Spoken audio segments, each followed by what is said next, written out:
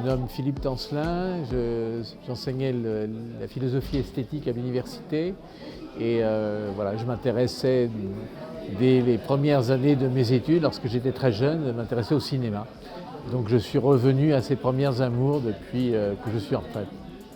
Ce que j'aimerais dire, c'est que ce que j'espère profondément, c'est que pas seulement le film qui a été sélectionné, mais l'ensemble, enfin une grande partie des films qui ont été sélectionnés puissent voilà, être diffusés, distribués.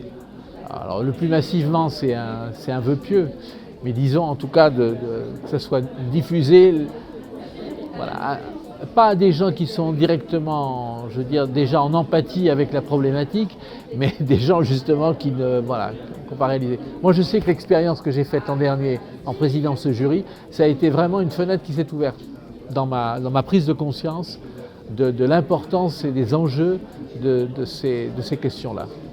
Voilà. Un lien qui nous élève. Le titre est très bien choisi, je trouve. Il y a deux choses, moi, qui m'ont frappé. La première chose, c'est comment la relation entre les humains et les animaux se fait sur la diversité des animaux aussi. Et on retrouve le concept de ferme, pas des origines, mais si, presque.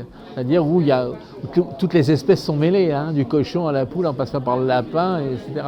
Où il n'y a pas cette espèce de mono-élevage, comme il peut y avoir aujourd'hui dans l'élevage intensif. Il y a ça qui est donc très très important, je trouve. Et puis le second élément, et ça peut paraître assez étrange, c'est que ce film fait bien ressortir le contraste entre justement les rythmes de la nature dans laquelle oui, l'humain se trouve, et ce contraste avec, je dirais, la concentration intensive de la communauté humaine dans les villes. Le contraste est gigantesque, gigantesque.